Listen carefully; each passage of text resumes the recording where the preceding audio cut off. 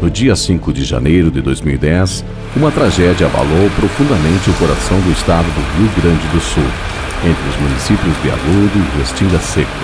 Uma ponte cedeu, levando consigo a vida de 5 pessoas e marcando para sempre a história da comunidade local. Naquele exato momento, pessoas estavam sobre a ponte e o desespero e a dor ecoaram pelos vales e campos gaúchos. Este documentário busca honrar a memória das vítimas, dar voz aos sobreviventes e refletir sobre o impacto duradouro deste evento na vida daqueles que foram tocados por essa tragédia.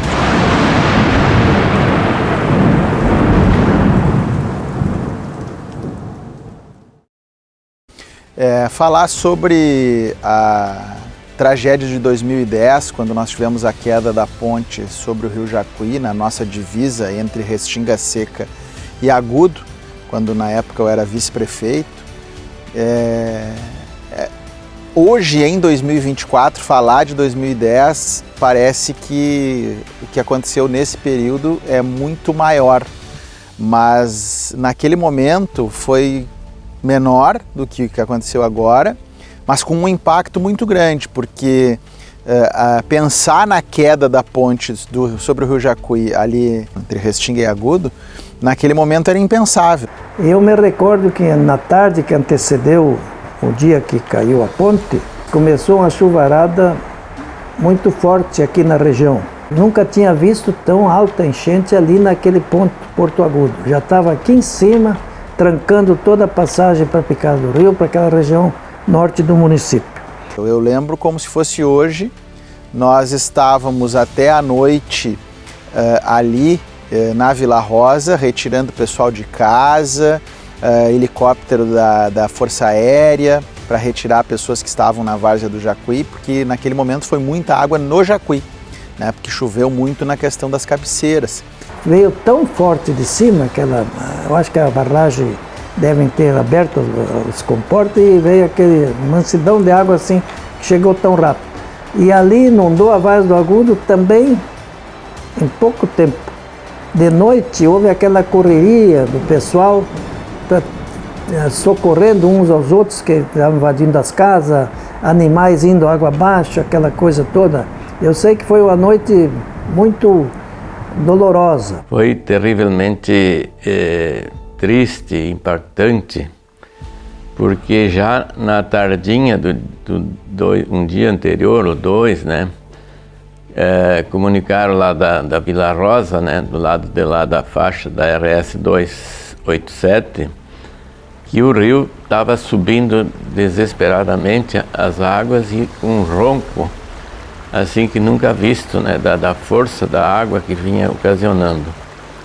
E já foi comunicado à prefeitura que estava acontecendo esses casos, e prontamente a gente determinou que a Secretaria de Obras, né, com o secretário Claudio Miro Costa e sua equipe fossem lá. Me lembro que por volta das 2 da madrugada me ligou o pessoal do Porto Alves para saber se realmente a barragem tinha rompido, né, que tanta água estava chegando lá no Porto Alves.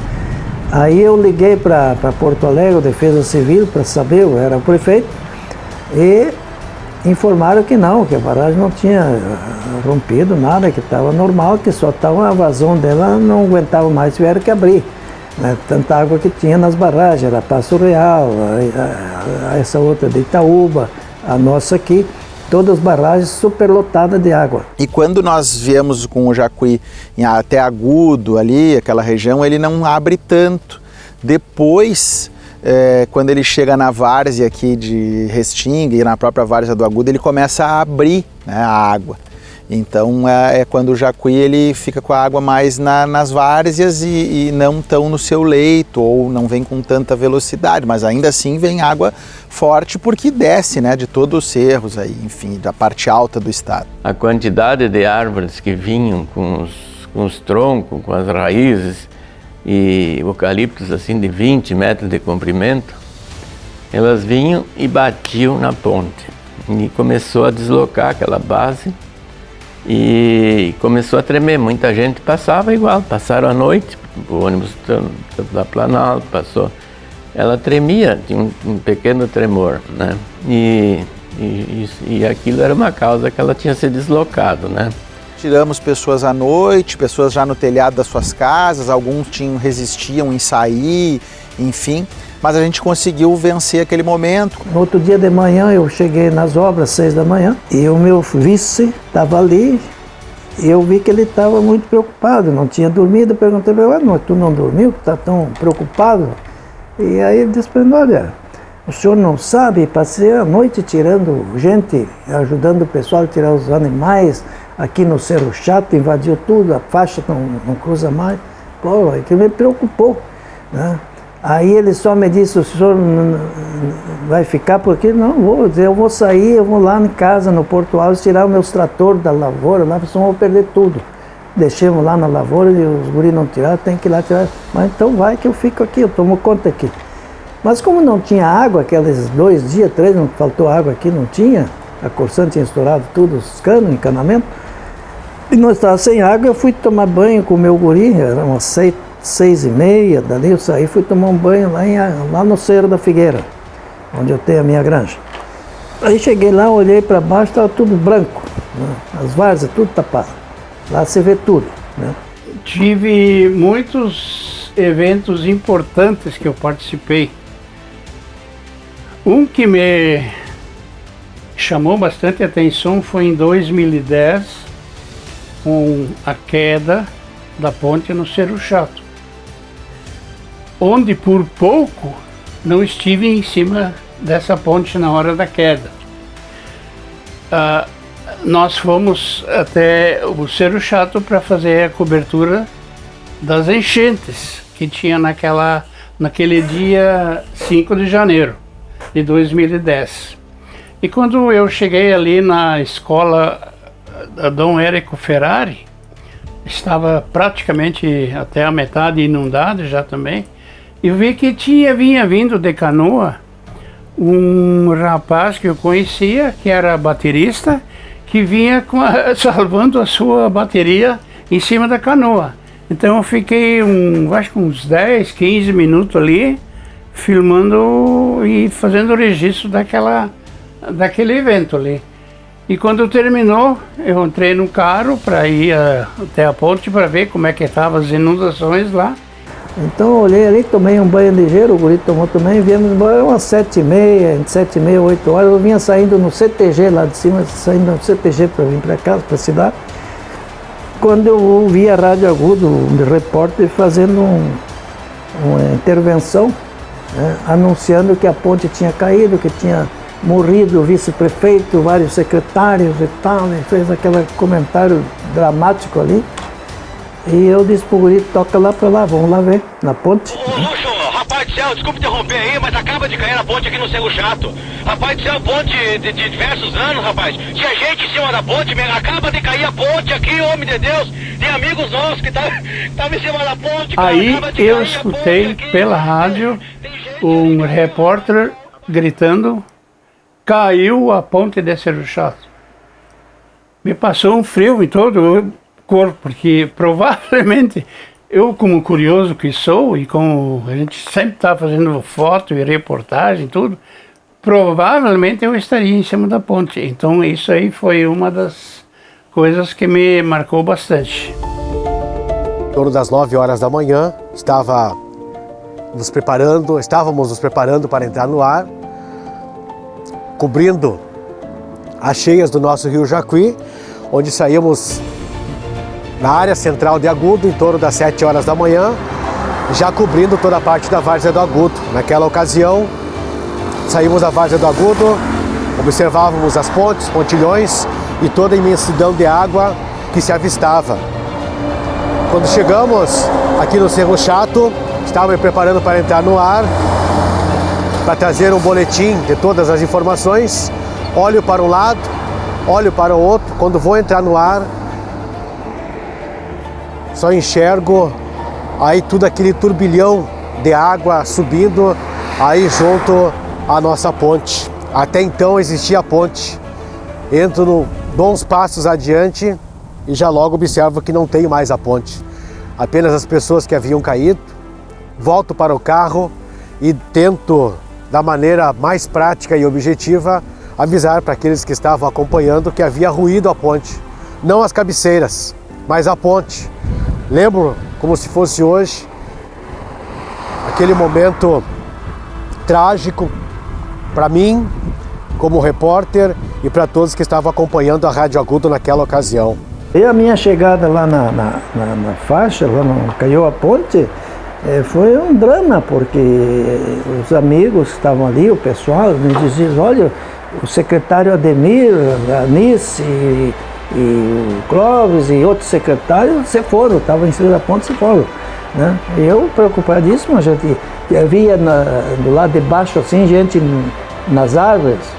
Me lembro que tinha um cidadão com a roupa vermelha lá numa árvore, se salvou, subindo na árvore, se agarrou na árvore, subiu, se salvou. E aí, quando cheguei ali, no pé da ponte, encostado entre o barranco e o aterro da ponte, tinha gente batendo água e agarrado em árvores ou no próprio pilar da ponte para não ir embora, gritando, pedindo por socorro. E me chega uma ligação de um amigo que mora na Vila Rosa, do André Radatz, e me relatando. Caiu a ponte do Jacuí. Eu digo, mas qual a ponte? A ponte grande, a ponte sobre o rio Jacuí.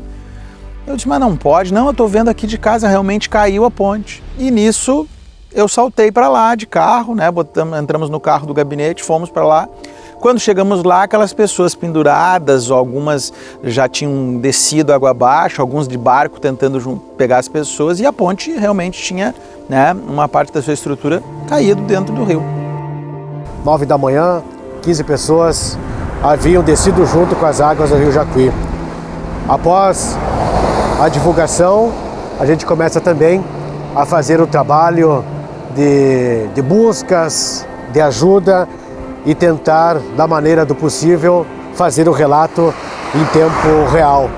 Algo nunca visto e certamente não vai sair aí das nossas memórias, nem como repórter e tampouco como pessoa. Eu disse assim, eu vou de volta, essa ponte está tremendo. Eu falei para os outros. Daí uma amiga minha disse assim, eu também senti tremendo. Eu vou descer, eu vou embora, ela dizia assim. E nós saímos da ponte assim e ficamos lá, daí a Leni também disse assim, a Leni Beck. O que nossos maridos estão fazendo nessa ponte ainda? Ela só dizia. E sempre nós olhando, e o outro pessoal, todo mundo já foi indo embora. E nós duas lá esperando nossos maridos voltar da ponte. Nós atirava as cordas para puxar o pessoal para cima. Em poucos minutos, né, deu aquele estouro, né, e aí eu fui assim correndo para olhar para baixo, eu vi que ele estava em cima, né, aí eles me seguraram, né, porque podia desmoronar mais, quebrar mais, não era para mim até ali, né, aí eu fiquei olhando assim, ainda vi assim, ele se batendo na água, assim, a careca dele, assim, na cabeça dele, ainda vi. Aí, daí depois eu não vi mais nada. E quando eu estava mais da metade da ponte, pro lado de Agudo, ali começou a dar uns estralozinhos, assim. E ali eu pensei, mas o que tá vendo? A recém tinha passado um ônibus por cima. E ali eu olhei para trás, me virei, olhei para trás ali. Ela cedeu no meio da ponte, a parte que pertencia ao município de Agudo, que ela desceu. Só que ninguém sabia quem tinha morrido e quem não tinha morrido. Só que o vice era certo que tinha morrido, porque ele estava em cima da ponte e a mulher dele, a esposa, estava ali. Né? E foi um drama que eu nem gosto de falar. Eu não posso falar isso. Aquela desceu e ali eu nada mais que fui correndo. Pensei, mas eu vou chegar de repente até na cabeceira da ponte ainda. Numa dessa, ela caiu no meio, ela começou e ali puxou para dentro. E ali a cabeceira puxou para dentro do rio também. E ali afundou. E ali eu afundei. A água me engoliu assim. Deu só uma neblina para cima assim. E ali eu fui debaixo da água. Ali eu pensei, agora foi o fim da vida. E aí a gente ficou com aquela angústia até quinta-feira, né? Sempre tinha esperança ainda, né? Que podia estar, né? Porque ele nadava muito bem. E ali eu comecei a nadar, eu sei nadar um pouquinho. E não remei muito com as mãos assim, já deu claridade acima. E ali tinha umas moitas assim, como é que eu vou dizer, uns 10, 15 metros na minha frente assim. Ali eu pensei, mas agora eu acho que eu vou estar salvo. Ali eu fui nadando e me agarrei ali naqueles galhos. Só que aquilo, conforme ia a correnteza da água, ela foi para frente e para trás, os galhos assim. Umas árvores fininhas. E ali quando eu estava me agarrando ali, veio outra pessoa na mesma árvore, naquela mesma moita, na minha frente, subindo na árvore, e não conseguia subir, estava só com a cabeça para fora. E ali ele me pediu ajuda. Ali eu botei um braço assim por cima do outro galho assim, para mais garantia, e ali eu abaixei a outra mão assim e ajudei ele a puxar para cima. E ali ele conseguiu vir. Só que quando nós estávamos ali naquelas moitas, aquilo ia só para frente e para trás assim. Depois nós estávamos lá dentro, só gritando por socorro. Mas não tinha barco, canoa, nada ali ainda naquele momento. Nós gritamos tanto, tanto. E a Lini me pegou nos braços e disse: vamos se acalmar. Eu não tenho medo porque o Beto sabe nadar muito bem. Ela dizia assim. E daí eu disse, mas meu marido não sabe nadar nessas águas. Eu só dizia assim, né? E numa dessas o Márcio Nunes também já veio. Daí ele também, minha nossa, ele só dizia, a ponte caiu, a ponte caiu. Daí ele me perguntou, Márcio, tu sabe de alguém que estava em cima da ponte? Daí nós comentamos já logo. Sim, esse tal pessoa estava em cima da ponte. E daí a gente já tinha visto. E uns a gente viu de lá chamando socorro e indo nas águas do rio no fundo, com os braços para fora, e a gente escutava eles gritando de socorro. Esses também se foram.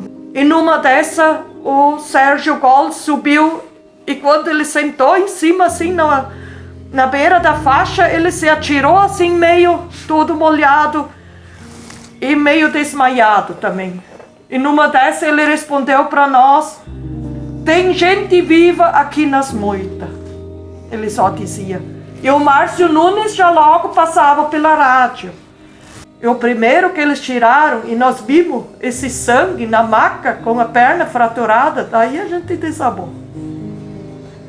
Daí foi um desmaiando, o outro desmaiando, e eles... Foram horas horríveis para nós. Isso a gente não vai esquecer mais nunca. E aí veio a notícia que tinha caído a ponte. Puxa vida, que terror, né? E já tinha acontecido e, infelizmente, ficamos sabendo de vítimas, né? Inclusive perdi um grande amigo, o Beto Becker, né? Que era vice-prefeito, que também gostava de filmar, foi lá como vice-prefeito fotografar a questão. E por azar caiu no momento em que a ponte, ele caiu junto. Pelo menos 7 pessoas aparecem sobre a estrutura quando a foto foi tirada. O homem de azul está caindo, este no chão e os outros desequilibrados. Segundo os trabalhadores que encontraram o equipamento nos escombros da ponte no domingo, a máquina deve ser do vice-prefeito de Agudo, Hilberto Beck, um dos 5 mortos no desabamento. Dizem que era um exímio nadador, mas quando acharam ele, os bombeiros, eles acharam ele já tinha tirado a cinta da calça, um detalhe, né? e estava trancado na quantidade de galhos dos eucaliptos, das árvores, trancado embaixo. Ele não conseguiu tirar a roupa para sair nadando, porque muitos se salvaram na nado, né, que estavam ali. E me lembro também que foi assim, 3 dias para achar o corpo do meu vice, e estava a 200 metros abaixo da ponte, agarrado numa árvore. Quando baixou, achamos ele. Daí, por quinta-feira, daí encontraram ele, né, bem pertinho da ponte, né. Ele tinha, acho que, se agarrado numa árvore, e a árvore tombou e não conseguiu, né, sabe, debaixo da água, né, tu não consegue, né, assim. E aí foi isso aí, então, desde lá a gente sempre tem ainda aquela angústia, né, a gente não esquece nunca, né. Um momento muito tenso, muito triste para todos nós, porque eu inclusive perdi o colega, né, vice-prefeito à época, Huberto Beck, de Agudo, uma pessoa sensacional, um grande amigo aí que a gente também construiu nesse período e que era uma liderança do município de Agudo junto com o prefeito Ari à época. E isso foi muito triste, inclusive leva o nome, né, a ponte ali leva o nome dele em homenagem, né, a ponte Huberto Beck.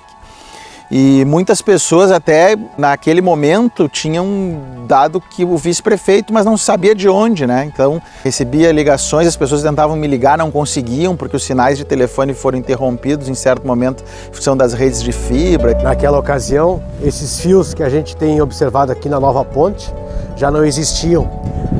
Agora foi colocado novamente. Naquela ocasião havia por baixo e foi rompido com a ponte.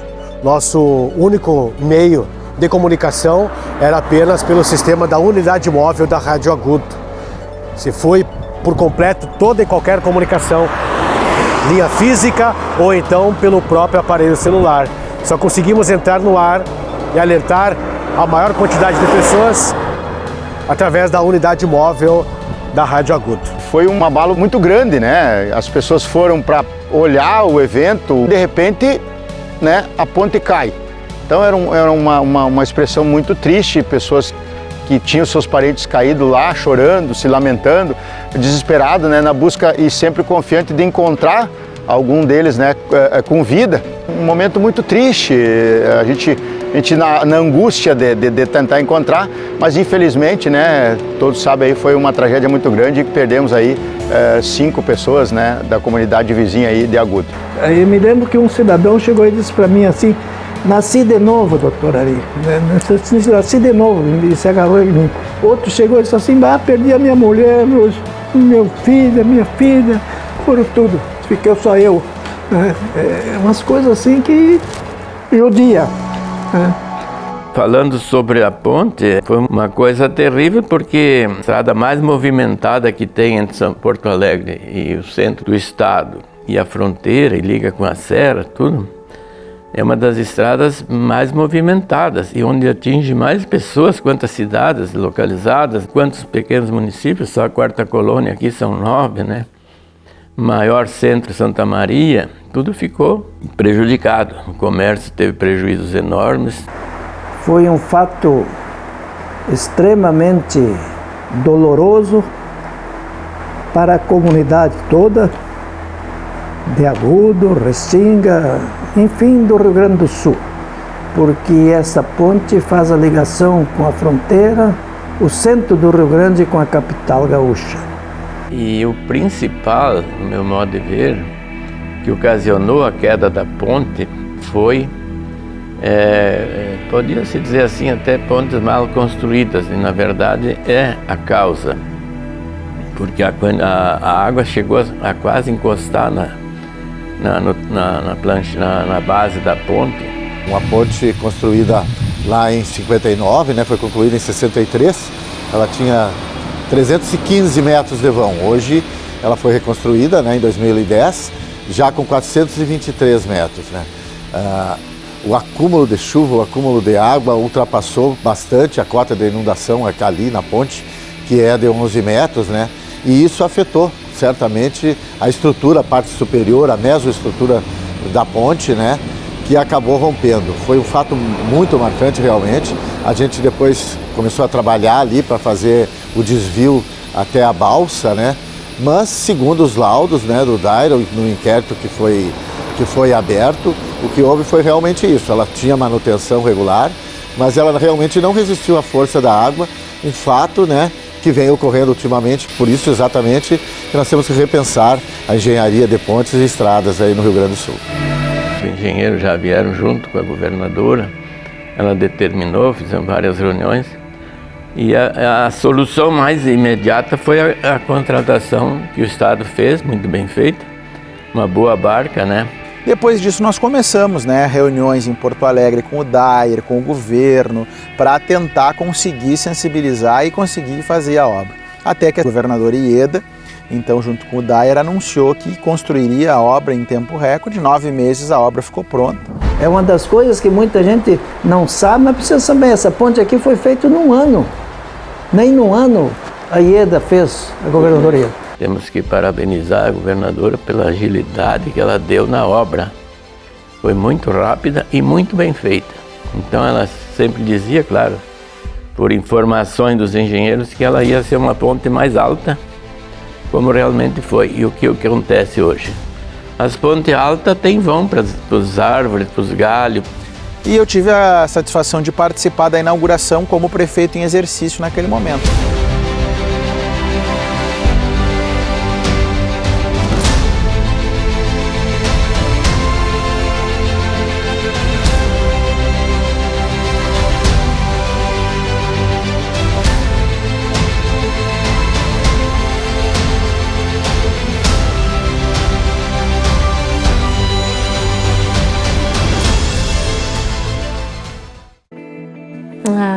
Eu sou a Daniela, sou filha do Renato Camargo, que faleceu na tragédia do dia 5 de janeiro de 2010, na queda da ponte do Rio Jacuí. Eu tinha 16 anos na época, eu era jovem, iria iniciar naquele ano o 3º ano do ensino médio, uma época que a gente não tem ainda muita noção do que quer fazer da vida, no que tu quer seguir, definir o futuro da gente, né? E acabei perdendo meu pai naquele ano, foi muito difícil, a gente ficou 2 dias esperando encontrarem o meu pai, ele foi um dos primeiros a serem encontrados. Tu acorda num dia, tá chovendo muito, o rio enche, mas toda a tua família tá bem, todo mundo tá bem e de repente, do nada, tu acaba perdendo uma pessoa que é um dos pilares na vida da gente, né? Se meu pai estivesse aqui hoje, eu diria pra ele que acho que me tornei uma pessoa forte, uma pessoa melhor, talvez. E eu acho que ele poderia ter orgulho de quem eu me tornei.